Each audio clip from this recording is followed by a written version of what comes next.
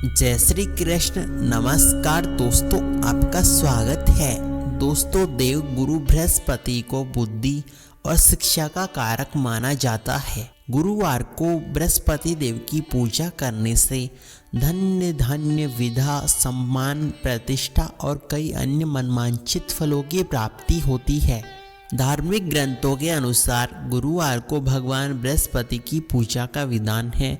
गुरुवार के दिन व्रत कथा और कथा सुनने से घर परिवार में सुख समृद्धि बनी रहती है। तो चलिए जानते हैं गुरुवार व्रत कथा के बारे में। कथा के अनुसार प्राचीन समय की बात है। किसी राज्य में एक बड़ा प्रतापी और दानी राजा रहता था। वह हर गुरुवार को व्रत रखकर दीन दुखियों की मदद करता और पुण्य कमाता। परंतु ये सभी बातें उसकी रानी को अच्छी नहीं लगती। वह न तो व्रत रखती, ना ही दान पुण्य में विश्वास। इतना ही नहीं, वह ऐसा करने के लिए राजा से भी मना किया करती थी। एक समय की बात है, राजा शिकार खेलने के लिए वन में गए हुए थे। घर पर रानी और दासी थी। उसी समय गुरु बृहस्पति देव साधु का रूप धारण करके वहां पहुंचे और भिक्षा मांगने लगे।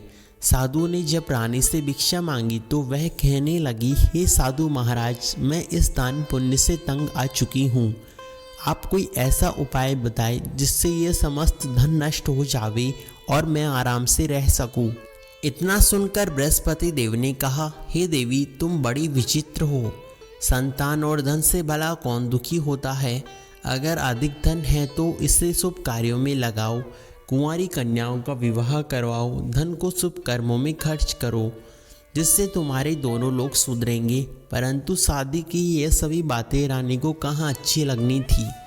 उसने कहा कि मुझे ऐसे धन की आवश्यकता नहीं जिसे दान करने में मेरा सारा समय व्यर्थ हो जावे।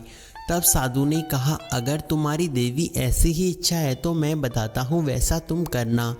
गुरुवार के दिन तुम घर को गोबर से लीपना, अपने बालों को पीले मिट्टी से धोना, राजा से कहना कि हजामत बनवाए, भोजन में मांस मदिरा का प्रयोग करना, कपड़ा धोबी के यहाँ धुलने डालना।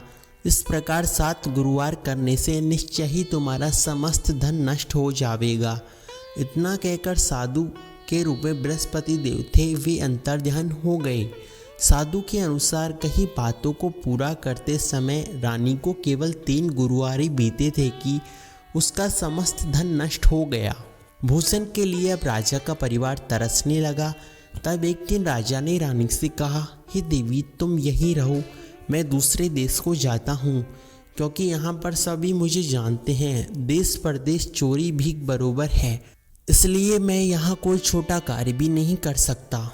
राजा विदेश चला गया। वहाँ जंगल से लकड़ी काट कर लाता, शहर में बेचता। इस तरह अपना जीवन व्यतीत करने लगा।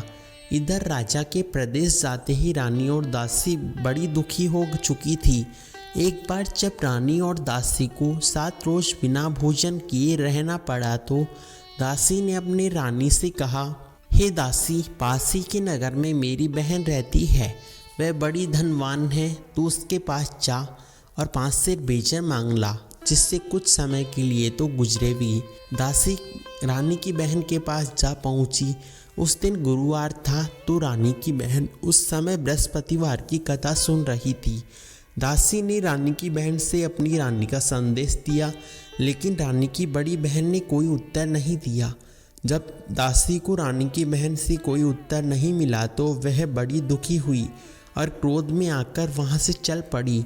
दासी ने वापस आकर रानी को समस्त कथा बताई। ये सुनकर रानी ने अपने भाग्य को कोसा। उधर रानी की बहन ने सोचा कि मेरी बहन की दासी आई थी, परंतु मैं उससे कुछ नहीं बोली, इससे वह दुखी हो चुकी होगी।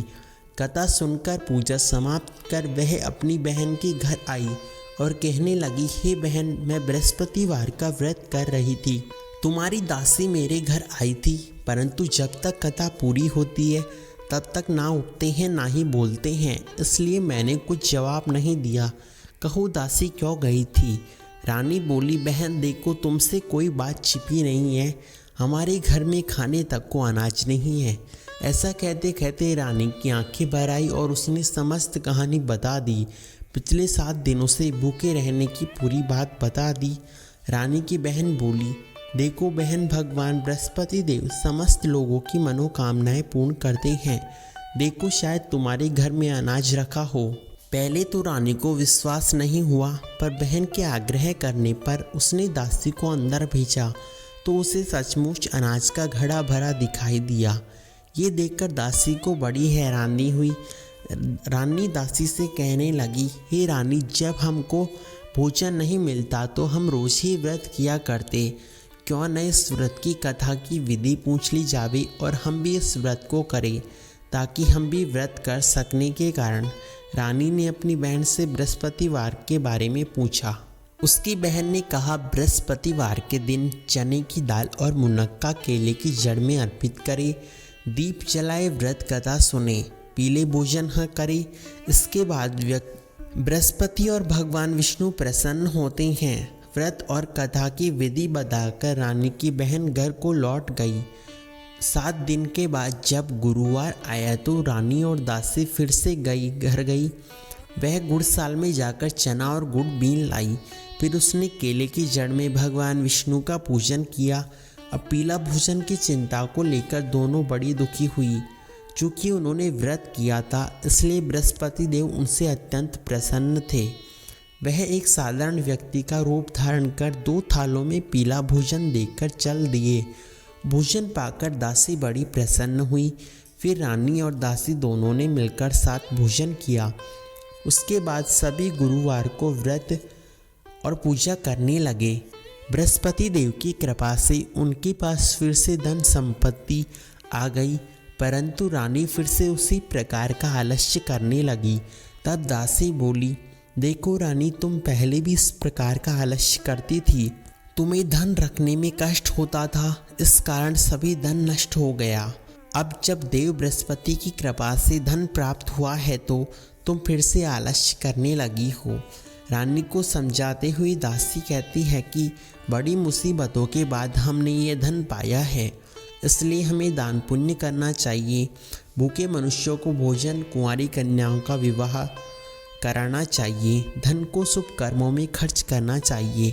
इससे तुम्हारे कुल का यश बढ़ेगा, स्वर्ग की प्राप्ति होगी, साथ ही पितृ प्रसन्न होंगे। दासी की बात मानकर रानी अपना धन शुभ कर्मों में खर्च करने लगी। इससे पूरे नगर में यश बढ़ने लगा। बृहस्पतिवार व्रत कथा के बाद श्रद्धा के साथ आरती अवश्य करनी चाहिए। इसके बाद प्रसाद का वितरण करें और प्रसाद ग्रहण करें। बोलो बृहस्पति देव महाराज की जय हो।